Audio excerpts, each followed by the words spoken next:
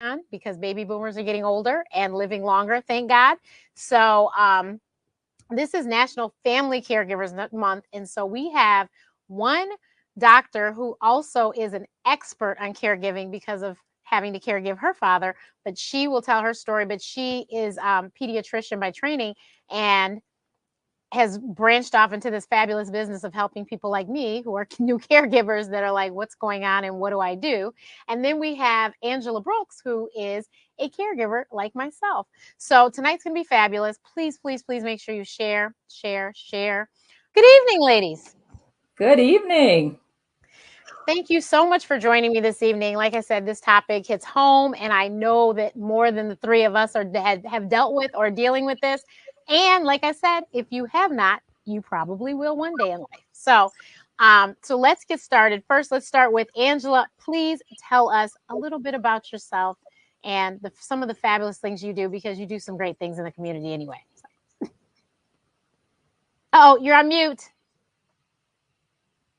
It couldn't it has to happen at least once a day. It's okay. Oh man. So again, I'm Angela Brooks. I am located here in Chicago. Gosh, what all do I do? I'm one of those people that has to be reminded that no is a complete sentence. I haven't figured that out yet, so I'm involved in a little bit of everything.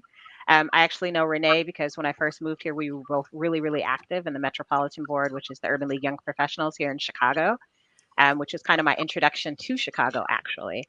I am also an active member of Theta Omega chapter of Alpha Kappa Alpha and the Hoffman Estates, Illinois chapter of the Links Incorporated, among my 3,000 professional organizations. So I think the most exciting thing is I am the president-elect of the American Planning Association, of which I will be the first Black woman president. So I'm super excited about that, which will begin next year. But I guess more importantly, my most important role right now is caregiver to Albert, who is my father, who is in Seattle, Washington. So I'm sure as we get to talking, we'll get to hear my experience with that. And my hashtag is raising Albert. Okay. Dr. Nicole, I told you it's going to be fun. So, Dr. Nicole, please give us a brief introduction about your fabulousness. Well, I'm just loving hashtag raising Albert. Let me just acknowledge that. So I'm Nicole Rochester. I am a pediatrician by training, practiced medicine for almost 20 years, and that's all I ever thought I was going to do until caregiving entered my life. And so my two older sisters and I were caregivers to our late father. He passed away in 2013. And that 3-year journey was completely transformational. And really, for me, there were several lessons, but I was really struck by the complexity of the healthcare system. Being a physician, one of my other two older sisters is a nurse. So we came into it thinking that that was going to be the easy part of the journey. And it was not at all. And over again, I just saw all of these unnecessary barriers preventing my dad from receiving the care that he needed. And also realizing pretty quickly as a physician the advantage that it afforded me, being able to ask questions that the average caregiver wouldn't even know to ask, being able to unfortunately catch near misses and some medical errors, and just having to literally like fight for my dad to advocate for him. And so once he passed away, and I just started reflecting on all of the ways that we were able to help him and how my medical knowledge and expertise and honestly, I hate to say this, but influence, when you say you're a doctor, all of a sudden people act differently. They treat you differently. And that actually angered me. And so I just couldn't unsee what we had seen as caregivers. And so like you said, Dr. Renee, I ended up leaving clinical medicine in 2017 and launching a company, Your GPS Doc, where I help patients and their family caregivers understand and navigate this ridiculously complicated healthcare system. Yeah. So, I was just telling before we started, I've talked about it here before, and actually Dr. Nicole's been on here before, and we talked about caregiving.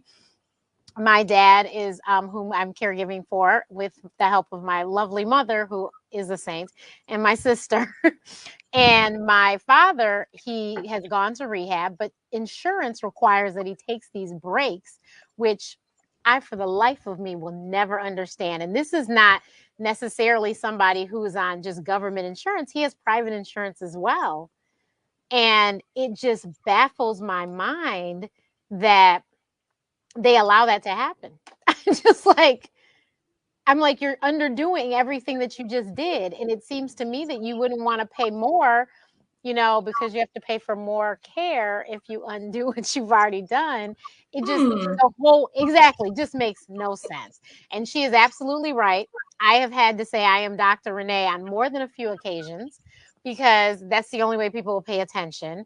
Unfortunately, my father got sick during COVID, which made caregiving really interesting because we couldn't go to the hospital and we couldn't go to the rehabs. And I have said on here a million times, you have to have an advocate and they have to be there. And if you can't even get people on the phone and you can't even drive to the location, it's like, what are you supposed to do? And calling we called regularly more than once a day. And I wasn't trying to drive him crazy, but we couldn't get answers. And it wasn't until one of the lovely ladies in our group, Mocha, that was so kind. She was able to help me every day with an update on my dad because Aw. I couldn't. And mind you, we've not met in person yet, which is crazy. She has been on Black Doctor with me, but we haven't met in person yet. But she actually left the state when I came. Right when I was coming, she moved.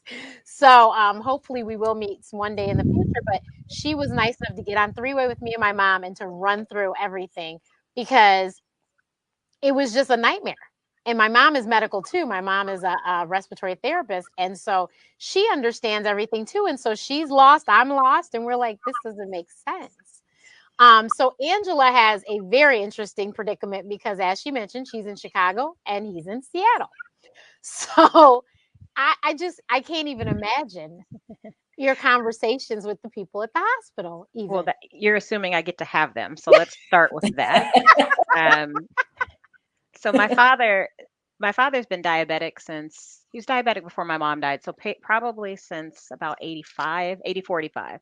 But I know absolutely nothing about diabetes, which I shouldn't admit in public, but I don't. And so probably a little over a year ago now, my father's diabetes just hasn't been under good control. So up until recently, he was in the hospital at least 2 weeks a month. And like you, Renee, it happened during COVID. So like it wasn't even worth my going home. And that Eh, was, I stayed here. She knows because she actually was so kind. She brought me Easter dinner. I stayed home up until July, and my dad, the first stroke was March 24th. Yeah. And then And he went back to the hospital. So I stayed until he got out of the second rehab. yeah, I think that's the hardest part, even if I can't do anything, just being in the space would be. So there's the mental thing. So the first time he was in the hospital, like 6 weeks. And so I did go home when he got out. And he didn't want me to, but then he realized, oh, I've been in the hospital 6 weeks. I don't have the energy or the strength to do things like empty out my refrigerator because everything is rotten. Oh. So there's that kind of thing. So coming in for that. And then I think my father's probably the strongest man I know. And so having to literally have his only daughter literally wipe his butt. I mean, not quite that bad, but literally take care of him is probably really hard for him as well. And then since then, he's literally been in and out of the hospital about 2 weeks a month. And so I don't go home every time. I've been really, really, really fortunate. My best friend since preschool is temporarily in Seattle. So she and her husband have been doing a lot of the pitch hitting for me when he's been in, like you, my father has his, VA benefits, so he does that, but he also has his private insurance. And I never know how he picks what hospital he's going to. Um, so there's that. So he's been in several, so I don't know that that helps either. And so keeping up with that, and then his primary care doctor is awesome, but That's great. his experience in the hospital, it's hit or miss. I don't want it's Veterans Day, whatever. When he goes to the VA, it's hit or miss on if I get good response. I think, I had to ask a lot of my friends. I probably asked you, is it reasonable for me to expect that a nurse or a doctor call me every day? Because I'm trying to be reasonable, but I need them to understand I'm 2,000 miles away. And even if I were there, I can't see him. Somebody Right. needs to tell me something. And he's not in a point where he either doesn't want to or can't explain everything I need to Exactly. know. That's I it. think it might be a little can't, but, or won't, but, Probably um, both. Right. yeah, because it's get out of my business. But sir, I gotta know, do I need to come home? So, we had one really good experience. I need to like still send this doctor a thank you note. She would call me every day, even if it was like some crazy time. She would take pictures of things she was giving him because my father has a brand new iPhone, but he doesn't know how to do that. Like, hey, I'm going to text you this picture so you can see what I'm telling him. She would have him Oh. call me and put me on speaker every single time.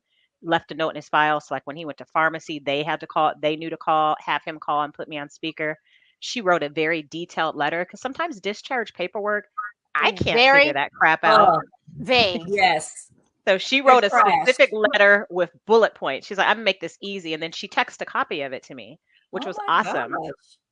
So she went above and beyond. And at in one of our conversations, she finally mentioned that she's Chinese and her mother is in China. So she understands what it's like. And Mhm. like she was so awesome. Like I not that I want my father to go in the hospital again, but to the extent he has to go, I really hope he gets on her rotation so Right. I get her again because she was really good. And so I think my biggest frustration really has been the communication aspect of it. I try to give grace because I can't imagine being a healthcare worker at this time. But at the same time, I live 2,000 miles away and I'm often trying to figure out, do I go home or do I not? Because this hasn't been cheap. I have to Right. go. I've gone home more in the last year and a half than I have in the last 15 years I've lived in Chicago.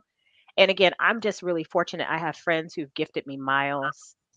So at least four of my tickets have been mileage tickets from someone else. Um, so I mean, I can't imagine what this would have been like without that. And then I just have my dad's in a fraternity. He's got enough. So I have people I can call to do stuff. But most recently, and this was the one that probably scared me the most, my dad passed out and I don't know any of this. He has to call me every day with his blood sugar. So, and I talked to him at lunch. So he was good till the next day. But one of his frat brothers called me and it was Renee knows this. I go to bed kind of early. So it was like 8:30 and I was teetering on not answering the phone because I was kind of almost asleep. But I answer most Seattle calls, but the specific five, my dad's Fab Five, I'm answering whatever whenever. And so his frat brother was like, hey, your dad's not answering and I'm worried. I was like, well, it's like 6:30. I mean, he might be out. He's like, no, when your dad doesn't answer my calls, he rejects it with a little note like "can't talk." And so I don't know he can do that because he just Right. doesn't answer. He's never sent me that, so I'm like, he knows how to do that. And so thank God Vinny raised the alarm because I was like, should I send somebody over? He was like, yes. And so my best friend's husband went over and I left my key with them, thank God. And my dad was laying on the kitchen floor. Oh my And God. so that was probably about 6:30, and I had probably talked to him around 1 o'clock. So we're not sure how long he was down there, but my friend's husband was like, it looked like maybe he was trying to warm up dinner, so maybe he hadn't been there that long, and he had his glucose tablets in his hand. So I think maybe he was aware his blood sugar was low. Mhm. But nevertheless, his check-in time for me would have been by 9 a.m. the next day. So by the time that Oh. medics got there, hypothermia had started setting in. And it wasn't even that cold, but his nerve damage from diabetes is so bad that he gets cold easily. So, like, that was when it really sank in, like, he could have died. And Mhm. so, that's when I was like, okay, one, I need to start going home more often, but like, he doesn't want to go to assisted living. And I get it. I totally get it. It would be much easier for me, but, he's almost 76. So that last bit of independence is just so Yeah. important.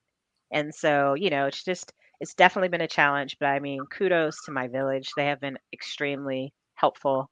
Um, yeah, but you're right about the healthcare system. Like I was like, well, even if he has to go to assisted living, I don't know what the hell to do. I mean, like, I Right. don't know the steps, I don't know the process, I don't know what the Medicaid, I don't know any of this stuff. And it does get overwhelming. And I have 2 degrees Mhm. and I can read and write pretty well. And I'm having a hard time Exactly. figuring this out. So, Dr. Nicole, awesome to you for creating a third party way to help some of us. Cause I mean, it is so frustrating. My dad he participates in every clinical trial he can. And so one of the women was so helpful. She's a former nurse and she's like, here's my number. If you need anything, I know everybody at the VA. I can get you answers. And that's how I've gotten some response some of the times. I'm like, I'm pulling every string I know. Exactly. You have Absolutely. to. But it's Absolutely. sad. Like it's so sad to your point, Renee, about having an advocate. I can't even be an advocate because I don't even know enough to be an advocate. So that's Yeah. been the real learning curve for me. Like, And I even, need to know a little more. advocate doesn't even have to have medical knowledge. Advocate is just somebody who can sit there and say, no, this is like, I will tell you, perfect example. I had a very ill family member, and his best friend said to me, Renee, is this right? Because I don't think this is right. And it was just turning the patient in the bed. That's it. Wow. And I said, no, you're right. They're supposed to turn them every so often, or they're supposed to, and he, like I said, completely non-medical person. He came and asked me, and he said, I told them that they needed to do that. And when I go, I try. And I was like, exactly. So But it's just, that's part of the issue, like you said, is that most family caregivers don't know what is right. Like they don't know what's supposed to happen. You know what I mean? They don't, it's, yeah, if you don't, outside of medicine, it may be difficult for you to even know if your family member is receiving what we call standard of care. So right. if you don't know what's supposed to happen, then you're not sure whether to question it. And so I would say, like you said, Dr. Renee, you definitely have an advantage if you are in Right. healthcare, but you don't have to be in healthcare. And all of us have a gut and an instinct. And And that's what that's I what tell this my guy, clients. it was his gut instinct that Exactly. something's not right. And everyone, I'm sure everyone watches TV, movies, and heard of bed sores, and they Yeah. were like, he was like, I think this is how they come if you don't move. So That's right. I think he has to move. And if he can't walk, then we got to do something. And I was like, and I said, you're right. You're absolutely right. You guys, if you have questions or comments, please make sure you put them in. I will try to get to them as best I can. But I was going to say also, with my dad, we found in one of the rehabs, my dad, I've mentioned this before, my dad is from Antigua. He does have an accent. I think that it is just a British accent to me, and I can understand the man fine. Obviously, I grew up with him. Now, it wasn't until my friends would talk to my dad, like if he answered the phone when they'd call, that I found out my dad like really had a strong accent, because honestly, I didn't think he had one at all. Um, so so remember that, right? So my dad has a stroke, right? And he's in the hospital, and then he's in the rehab. And so when he first had the stroke, my dad fell out. Thankfully, my mother went to the kitchen, and so I don't think he was down for very long. She went in, found him, called 911. So thankfully, but he could not talk even when he left this house, and he had to leave by himself. They would not let her go in the ambulance because this happened March 24th, 2020. So my mom, we got on the phone, my best friend, who is somebody who lives very close enough to my parents than I do in Chicago. I called her and was like, ma'am, my dad looks like he's had a stroke. And so we were on three-way with my mom, and she's like, all due respect, Mrs. Matthews, you need to go to the hospital. Tell them that you can't be there, but you need to go. Hospital is literally 2 lights from our house. And my mom, she almost made it. She made it past one guard and just didn't make it past the second one. Oh, man. But the nurse saw her and was like, let me take down your number. I promise I will call you. What I do know is they are giving him a stroke protocol right now. So that does look like what it is, blah, blah, blah. So that was great. But my dad, one of the rehabs, one of the people, I think it was a nurse. He was a nurse. He was Jamaican. How do I know this? Because we would call my dad every day, and the gentleman was in the room and we heard him talking. I said, excuse me. What island are you from? And he's like, Jamaica. And I was like, I just literally breathed a sigh of relief. And so did my sister. Mind you, we're on three-way because we were in 3 different states. And we were like, thank you, Jesus. So then I go, we're Antiguan. He goes, I asked Mr. Matthews, I said, what's Wagwan? And he didn't respond. And I was like, I said, he's being fun. And then he goes, then I asked him, is he from New York? And my dad said, no. No, my dad said yes or something. And I said, no, he's Antiguan. And he's like, oh, okay. And we were like, when will you be at work again? And I mean, we were on FaceTime actually. So I saw him and I'm just like, hello. You saw an ally, somebody that could help.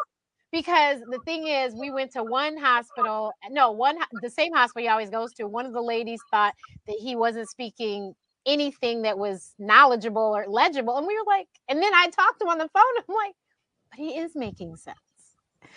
So I was like, Lord, we got language barriers that are going to really give us issues and then the first hospital they lost is closed. How did you lose his clothes? Wow. So when my mom was like, can I take him to the rehab? Because that's the first time she's seen her husband in, 10 days. Yeah. So she drove him to the rehab and he was in the hospital gown. They didn't tell her before she came that he didn't have any clothes. because she could have brought some to him. Exactly. You know, and there's something that Angela said that I just wanted to circle back to really quickly. When she said that that amazing doctor that was calling you every day and that wrote that very comprehensive discharge summary and texted you a copy, you said that she went above and beyond. And I just want to challenge that a little bit because, you know, my personal thoughts as a physician and as a health advocate and a former caregiver are that that's what we should be doing, you know. And I know that, trust me, especially now with COVID, like you said, I mean, there's a lot on the plate of doctors, nurses, other healthcare professionals, but somebody needs to take that on. And I just feel very strongly that caregivers, we need to stop that. We should not be considered as visitors. And this really is pertinent with this discussion about COVID and caregivers Right. being literally shut out of hospitals, rehab facilities, you know, but they're not, we're not visitors. Like, we are an integral part of that healthcare team. And so that doctor communicating to you once a day, in my opinion, was like, that Bare should be the minimum. standard. Yeah, that should be the bare minimum. So I'm not saying we give her kudos, because clearly she did what most of her colleagues were not doing. But I think we should normalize that instead of thinking that, you know, what she did is some standard that no other doctor can meet. Everybody should do that. Yeah, I mean, this last year and a half, I haven't experienced that at all. Like, literally, I haven't. Like, I would leave messages. I'm like, okay, nursing staff. I don't even need a doctor. I can take the nurse. I just want to know his stats, blah, blah, blah. And so I'm calling, you know, I have an advantage of time. So I wake up, okay, it's the end of the overnight staff shift. I should be able to catch them. Like, I should be able to catch you, you know, it's like 4:30 your time. Nope. No calls back. So it's just that's been the more frustrating part, because I do have enough friends who are first responders and healthcare workers. So I'm like, I'm trying to give you grace, but that's my daddy. That's my only parent. Somebody needs to answer this freaking phone and give me some updates. And so that's why I told him, Dad, when they come to you, just put it on speaker. Like, you put it on speaker. Yeah, that's exactly what I was going to suggest. Is a lot of times I'll tell my clients just what you said. When they come in the room, you call me, you know, if they're able to physically, and then put it on speaker, and then you are present for those conversations and those discussions. Because a lot of times, you know, sometimes the messages don't make it to them, or maybe the secretary at the desk will say, you know, Dr. So-and-so, you know, Miss Brooks called about her dad. They'll tuck that note in their white coat pocket, and next thing you know, they're running around saving lives and doing all kinds of things, not to make excuses, but and then then it's the end of the day. They've now handed off to another provider. Yeah. I feel like one of them must have left a note that I'm kind of crazy, because there's one time I did get a lot of responses, because I was like, okay, I'm going to call every 45 minutes, and I set a timer. Somebody's going to talk to me eventually. Good. Yeah, I mean, but you have to do that. And like she said, that's her only living parent. My dad obviously is not my only living parent, but still, like, he was my dad. And I was like, no, we need to know what's going on. And, you know, and then the other thing is, because my mom, she cannot, I don't need two sick parents. And because of her worrying, I had, as a matter of fact, I don't know if I told you, I called my mother's doctor that Easter that you brought me. I called my mother's doctor and made her call my mom, because my mother had not one but two Easter dinners offered to her, and she couldn't eat either one. My mother doesn't take pain meds, but you're in that much pain, something's wrong. I need to check. But I'm in Chicago, so there's only so much I can do. I looked up the lady's number online, called the answering service. She called me. I told her who I was. I had met her once. I told her who I was. She said, I will do that. And she called my mom. Wonderful. And I was like, because I told my sister's like, we got to do something, because my sister was in Jersey. I was like, we have to do something. So my thing is, you have to be careful with these doctors that tell the wrong person too much information, because then I'm like, no. Because like, we had one lady who gave up on my dad.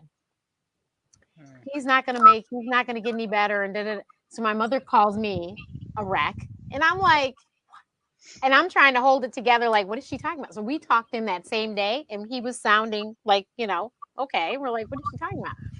She was saying this because he was sleeping a lot. Like you said, Dr. Nicole, we aren't visitors. We are part of the team. If we were able to be there, he wouldn't be so depressed. He was depressed because he has had a stroke. He has absolutely no idea where he is. He's not seen one human being that he recognizes.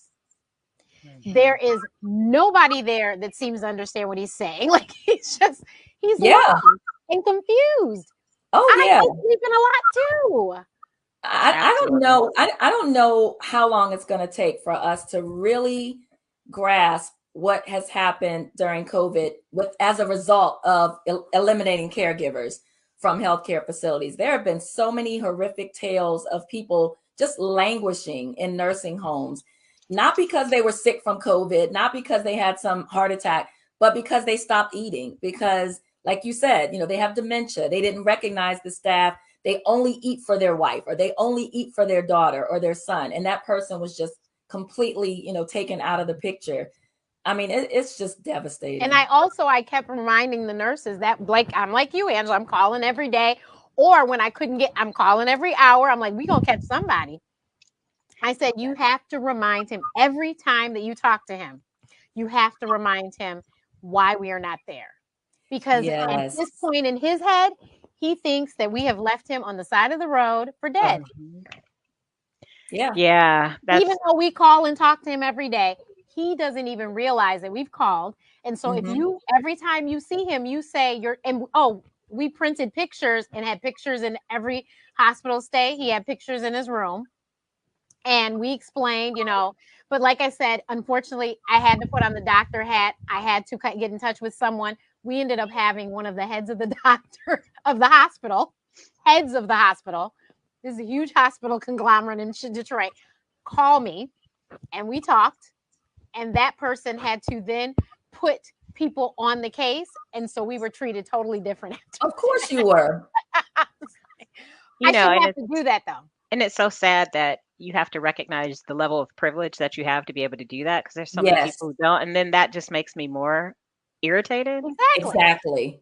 And I just think about, like, my dad had a heart attack at one of these trips. So, that I'm getting on a plane. And I was like, I may not be able to see him, but I need to go. Right. And, my dad was scared. He's like, don't come. You're not going to be able to see me. And that particular time, he didn't go to his normal hospital. So he went to a hospital that my godmother was having surgery. So her caregiver was able to be with her for surgery. So she was able to jump down to his room before they caught her. They caught her the day two. But at least he got to see somebody.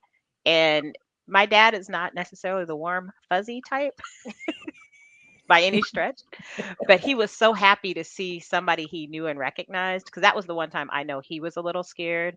But yeah, there's something to be said about familiar faces that, you can't undercut that. I mean, it's priceless. And so that's been by far I can't even imagine what it's like to sit in a hospital the first time my dad for 6 weeks and only have your phone. Right. Yeah. And he finally did figure out how to use FaceTime, so that helped him a little bit. I don't have an iPhone, but everybody else does, so he was able to see a few people. Although you didn't see him because he'd just be talking, you'd be looking at the ceiling. So Dr. Nicole has a group that we have some discussions that are about this, obviously. And someone recently asked about transportation, and I have been around circles with the vets. They're not giving my dad anything, and they said they do things based on Need how much financial. money. And That's right. I was like, this is ridiculous. Yeah. But when I tell you, I've told everybody the business to go into is senior transportation. Senior transportation is so expensive. Yep. And if you're lucky to live in a city that gives discounts to seniors, that you're able to put someone on, we can't just put my dad on some, transportation and he get to where he's going. Someone has to go with him.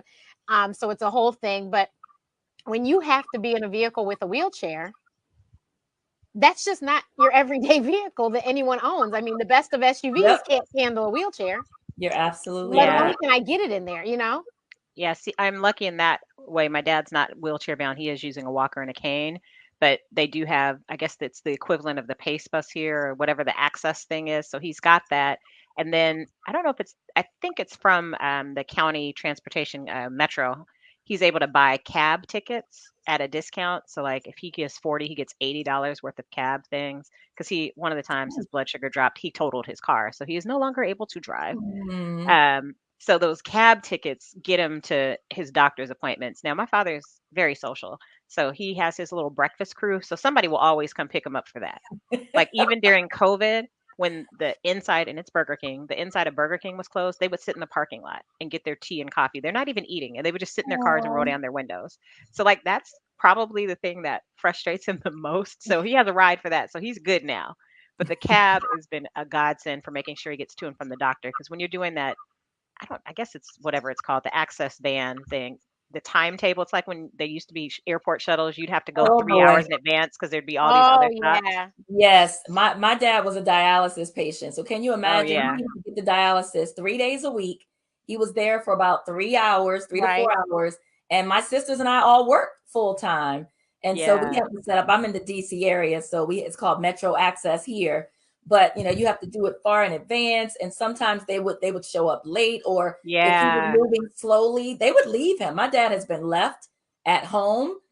Now dialysis is a life-saving procedure. So now we're Exactly. scrambling, trying to figure out yeah. how we're going to get our dad to dialysis, or he's been left at the dialysis center, because they're on a tight schedule. And so They are. if he's not coming out that door fast enough, they would just pull off and leave him. I mean, you guys are just bringing back all the Yeah. memories.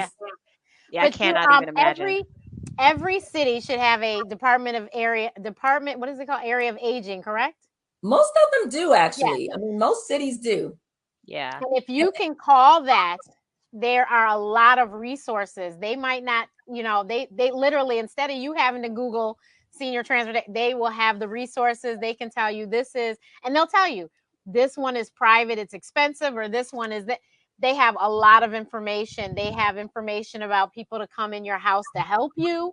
Yep. Um, there's just so yeah. many things that you can call and get help on. Medications, we talked about this. As a matter of fact, last week we talked about diabetes. November is also National Diabetes Month.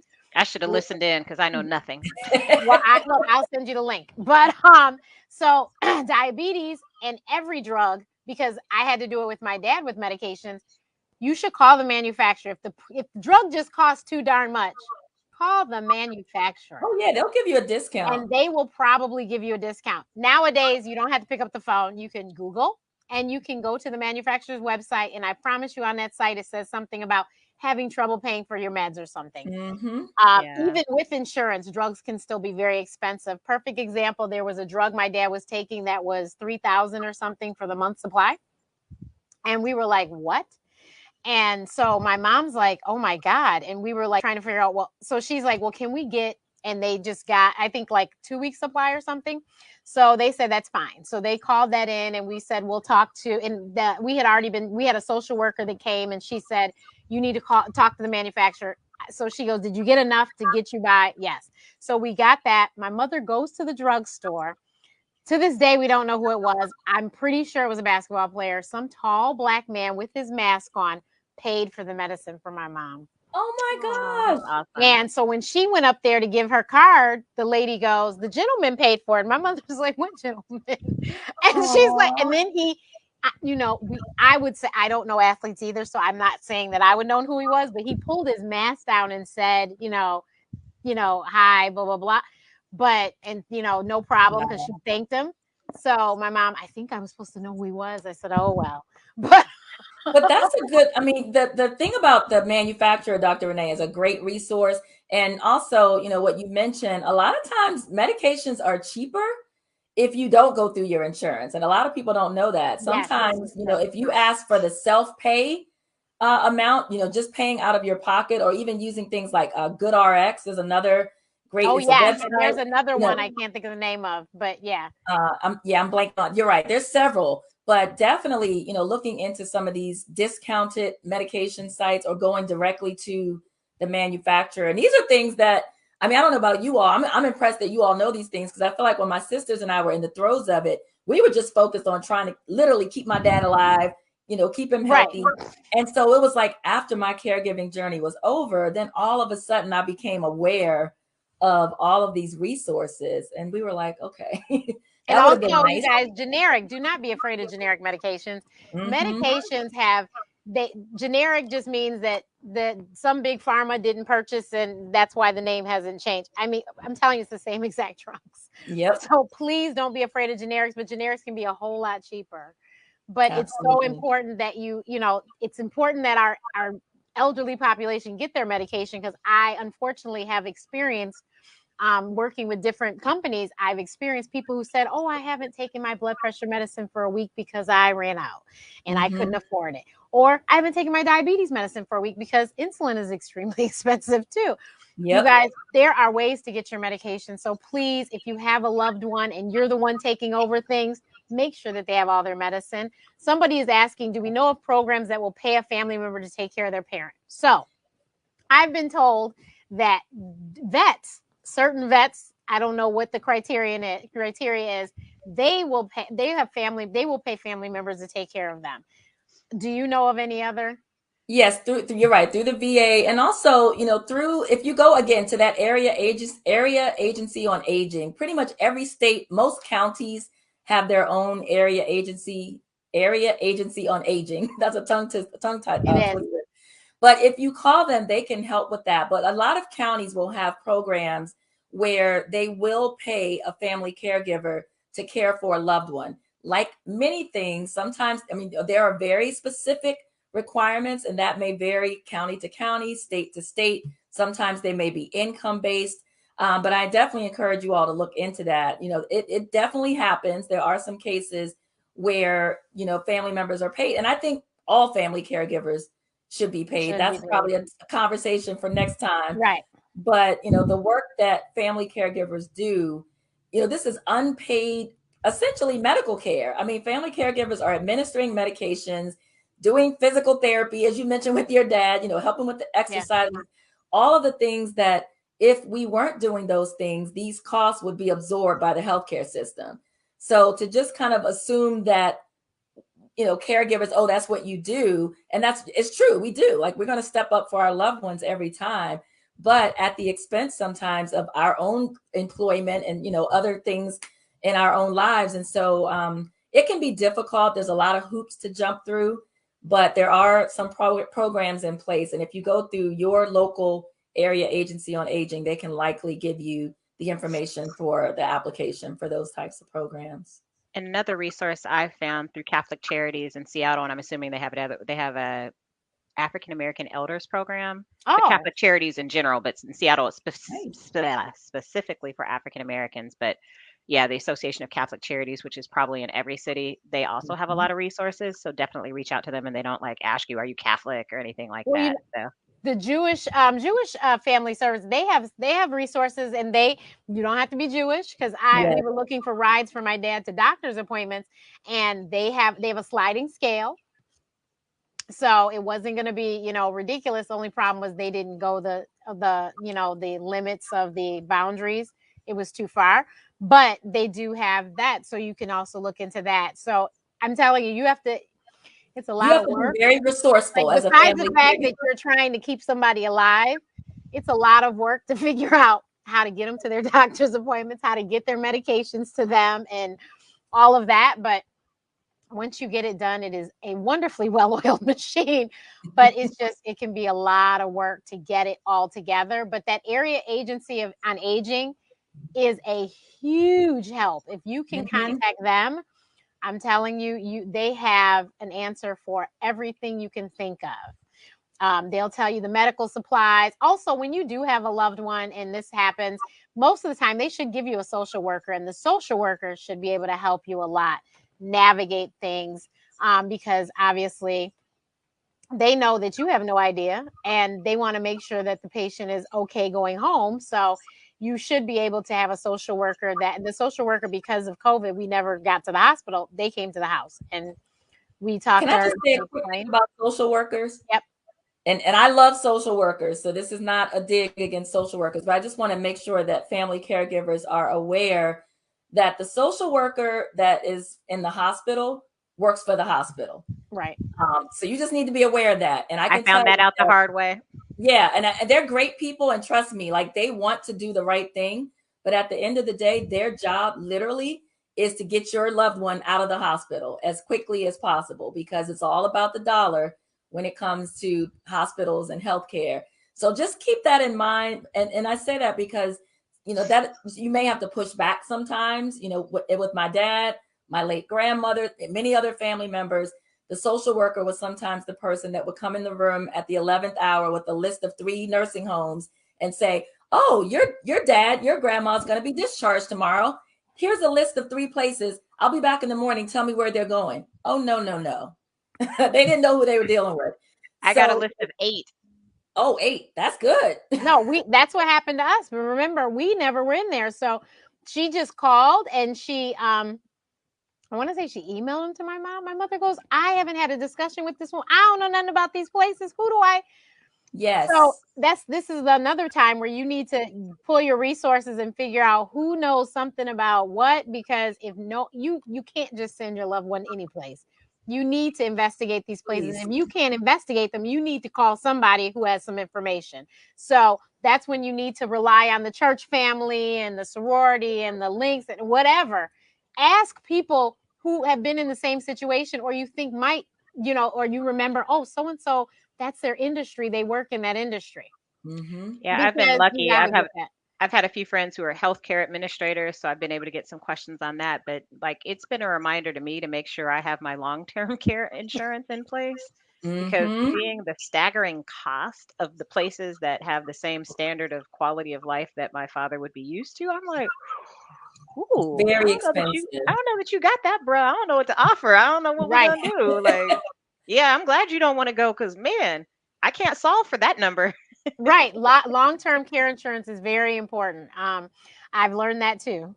Yeah, and Yeah. if you wait too long, I mean, you're smart to be thinking about it now, because you can't wait until your loved one is already sick or disabled or elderly. By Yeah. then, they either won't qualify or the cost will be so exorbitant that you wouldn't be able to afford it. And so it's this planning. These are the things that we don't often talk about. Particularly Nobody us wants to think of about color. when they're older. Nobody wants to think about when they're disabled or sick, but these are the things that we need to talk about. And these are the things that we need to plan for.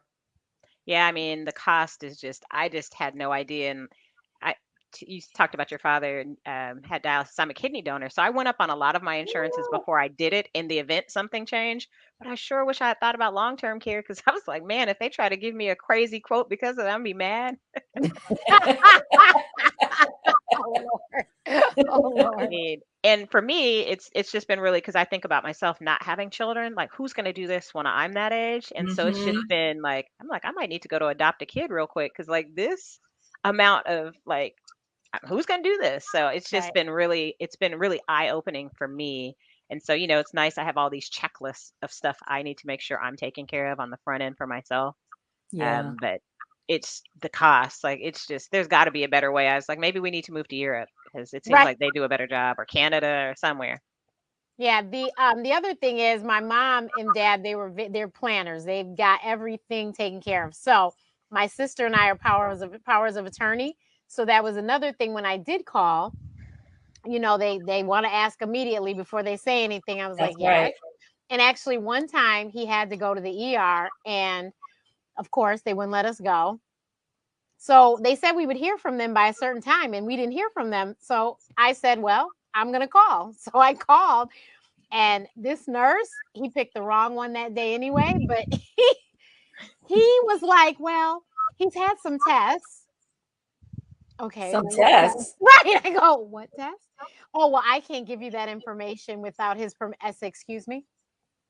And I said, but sir, I just told you that the lady put me through because I am the, oh, well, I'm because of HIPAA. I go, excuse me.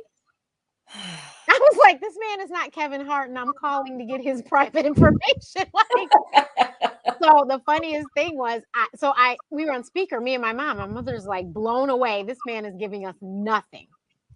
But it's late night, so it's like you're not sending him home. But why are you keeping him? We have no idea what's going on.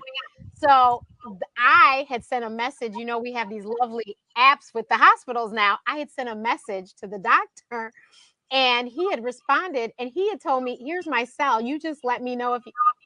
Girl, I had Wow. sent him a text message, and by the grace of God, he called back while we were on the phone with this nurse, and God bless that nurse. But my mother was on the phone with him still. I go, Mom, it's the doctor. My mother, the doctor is on the phone. Goodbye.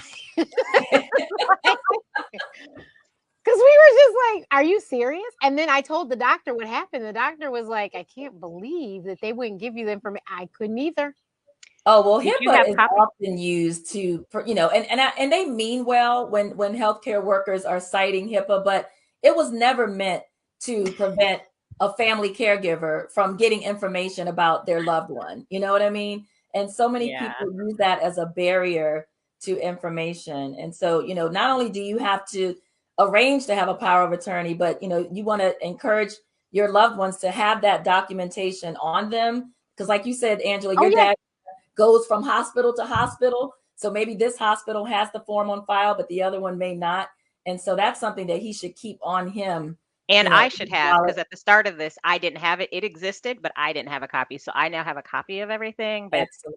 I didn't have it. And so, I was like, oh God, I don't have a copy. And another thing I've learned is to one, get a copy of all his discharge papers because it lists his medicines. Because the few times somebody has been present when they've had to call 911 for him, they'll call me and they're like, what medicine? They say, oh, I don't know, insulin. I was like, he's diabetic, he has high blood pressure, and he has kidney disease. I can tell you that, but what he takes, I don't know. So it's been helpful. My dad's doing really well in sending me that paperwork because in my head, I'm going to remember because I'm sure I've been told, but I'm not. So Right. having that and having a folder, I have a huge folder now that I can go to. I have one notebook where I keep notes. My cousin, who's a doctor, sometimes I just like, you call because to your point, Renee, he gets better answers than me. Mm-hmm. Um, but then it's third party, and then I get offended because I'm like, why can't you just tell me that? So, Right.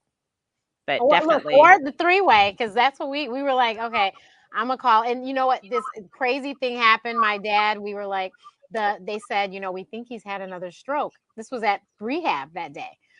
And so my mom came home and told me, and so she said, well, maybe we should call the doctor. The doctor said, it's up to you, figure out what do you think. So we called. My aunt worked at the hospital, and she was like, just call the ER and speak to the neurologist on call. So my mother calls, and this is like Saturday morning. Do you know Saturday passed and nobody called her back? So I said, Mom, wait a minute. So Sunday morning, I call. Do you know before I can hang up the phone, they were calling me back? Of course. It's like, you all are so crazy. And of course, they were like, he needs to come in, and he had another stroke. And we're like, it's just unnecessary. And that's what it makes me very nervous for family members that don't have me in the house or don't have me Absolutely. on speed dial. I'm like, Lord Jesus, what's going to happen? Yeah. Oh, absolutely. And Angela, you mentioned not having your dad's medications, and that's, I think, most, especially you all are separated by thousands of miles. You mentioned that your dad, and this is true of many men, they don't really like they want to maintain that sense of independence, but it is extremely important that anybody, and when we say family caregiver, I don't think we've addressed this tonight, but you may think if you don't physically live with the person, you're not a caregiver. A family caregiver, you may be just not just, you may be the person that pays their bills every month because maybe they don't have the capacity to do that. Maybe you never deal with their medical care. That you're still a family caregiver. Or maybe you're the person that coordinates, who's going to come to the house, who's going to do their laundry. So I just want to make that clear because so many people, we don't even identify as family caregivers. But the other thing I wanted to address is that it's really important that if you are responsible in any way for caring for a loved one, that you do have, details about their medical history, whether you're in healthcare or not, understanding like the names of the diseases that they have, their chronic conditions, their medications that they take, who are their healthcare providers, who's their primary care doctor, what specialist do they go to, what is their name, what is their phone number. And so, Dr. Renee, if you don't mind, I'd love to share a resource Yes, that the go ahead. viewers can access. I have a free guide. I call it the Navigator Summary, and I really developed it out of a need that my own family had, and we use it for my clients and many of my friends and family members. But essentially, it allows you to very easily gather all that information on one sheet of paper, front and back, the doctor's names, even the power of attorney, who's responsible, who should they call. And then, you can put it on your refrigerator or their refrigerator. You can put it in their wallet, put it in your purse, put it in that folder. And you just have multiple copies of this document so that when they're in the emergency department or being hospitalized and they're asking all these questions, instead of you going, well, I think, you literally just whip it out, bam. Mm-hmm. So you can go to bit.ly/GPS one sheet. So GPS, like a GPS system. Yep. So it's bit.ly/GPS one And that's sheet, all lowercase? all lowercase. Perfect. And you can Okay. grab Everyone, that that's and in the download chat, it. and I'll put it in the post once we get done. But you guys can find Dr. Nicole at Your GPS Doc, Facebook, Instagram too, right? Correct. Facebook, Yep. Instagram, And then Twitter, although I'm not on Twitter a lot, but you can find me there too. tell us also about your clubhouse. Oh, yeah. So for those of you who are on Clubhouse, and if you're not, you should be. But on Clubhouse, there's no longer an invitation requirement. You don't have to have an iPhone anymore. Welcome to everyone. But every Monday night, I have a club called the 90-Second Encounter Club, and we curate conversations between healthcare professionals, patients, and family caregivers. And so Monday, this upcoming Monday, the 15th at 7 p.m. Eastern Standard Time, we're actually going to be talking about caregiving. And so we're going to have family caregivers, but we're also going to have doctors and other healthcare professionals sharing tips about, how to communicate best as a family caregiver. What do you do to get behind that front desk and all those things? So that's 7 o'clock. But every Monday evening at 7 o'clock p.m. Eastern, I do a room on Clubhouse in the 90-Second Encounter Club. So I would love to see some of you join us there. And thank you, Dr. Renee. Of course. But yes, so you guys, if you figure out anything, this can be very difficult, but it's very, it's obviously something that's necessary. We have to do for our loved ones. And if we don't, who will? And don't take no for an answer. If you have to you just have to keep bothering them, and you just have to keep bothering them. And unfortunately, in the day of COVID today, I read that we're in the 4th COVID surge here in Michigan. So in the day of COVID, when you probably can't go to the hospital and you can only go to the window, you're going to have to get on the phone, and you're just going to have to keep calling and calling, and utilize these, like I said, the apps.